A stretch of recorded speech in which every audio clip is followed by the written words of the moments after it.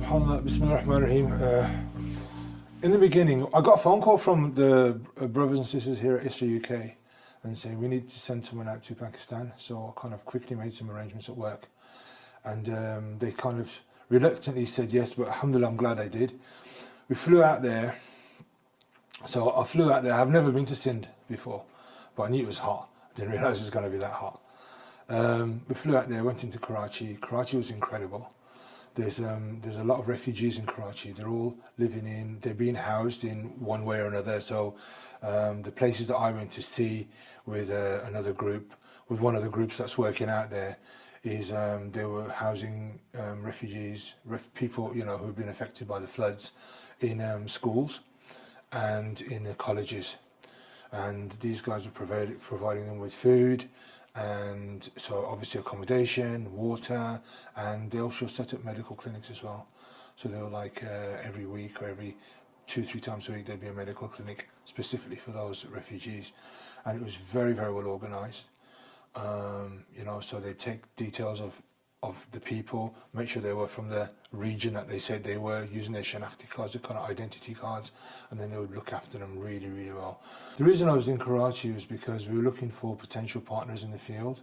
Obviously, we don't have the resources to be everywhere, so we were looking for potential partners in the field, and I was asked to review the setup of this particular organisation, and I was to say I was impressed would be an understatement. They were very, very well organised.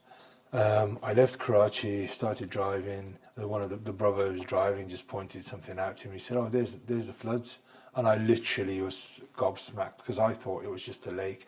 Initially I thought, "Oh, we're just passing a lake or a paddy field or something." But then when you look closer, and there's some, I kind of filmed this. It's literally as far as the eye can see. And I just thought, okay, we're hitting that way. And you see the villages up to covered in water or completely disappeared, or where the water's gone down halfway down and walls have been destroyed. And it's an incredible thing, water. It's a real incredible thing. So that's my first kind of introduction to what was to be expected. As we started going further in, a 6-hour journey became an 8-hour journey because it's literally we're being diverted. We have police roadblocks, army roadblocks. You can't go that way. It's impassable because of the water. And so we struggled. Alhamdulillah, we got there. We got there in the end, and then we went to the ISRA camp. So ISRA camp is 40 families in a village that's been completely wiped out. Well, it was completely wiped out. It's drying up, alhamdulillah. And now we've got they've been fed every day. They've been given. So what we did was we distributed some food packs.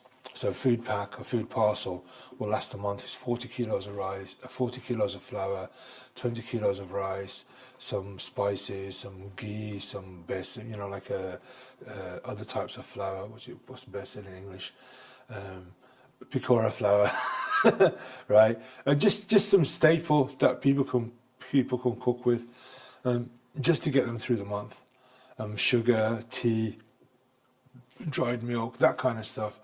We were looking at we distributed a load of hygiene kits as well. So a hygiene kit will have it's a bucket, which is always useful in a situation. And so you can carry things in it, you can wash things in it, you can do lots of things in a bucket. And so we had a bucket, and then we had soaps, you had, personal hygiene products, a towel, so things that they would need, that they told us that we would need in that situation. And the tents were just really basic. Whoever could, everybody managed to get their bed into the tent. So I don't know if you know the word cot. So they have these beds in Pakistan, and so the tents, some of them had 2, some of them had 1 bed, depending on the size of the family that was in there. And they were spending their days there, and they were spending their nights there away from because it was too dangerous to go back into the houses at the moment. So what's happened is what's happened. Alhamdulillah, this is the qadr of Allah subhanahu wa ta'ala, and we can't escape that. This is alhamdulillah fi kulli hal. What we need to do is how we can help. So what can we do next? Our first issue is shelter and food. So any brothers and sisters who can support us with food packs, £40, £40 will last a month. You know, if you go to Caspian now, 40 quid won't last you an evening. Think about it.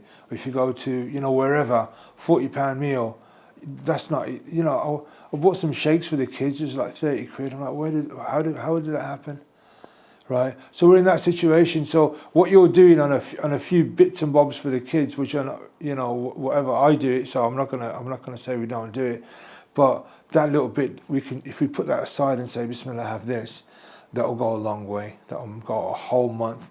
We need to keep our brothers and sisters fed for the next 3 or 4 months, 5, 6 months at least. Okay. Because there's an ongoing situation. The waters haven't receded. It's not like a river. So with the river, it just goes. But this water has flooded over and it's stayed. So we're in this situation now where we need to deal with that.